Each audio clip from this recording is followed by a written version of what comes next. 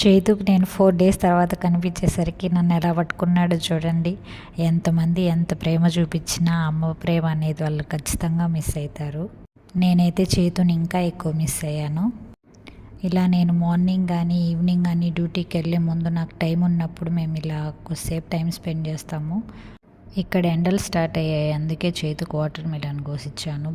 Body dehydrate అయిపోకుండా పిల్లలకి juice అలా ఇవ్వడం బెటర్.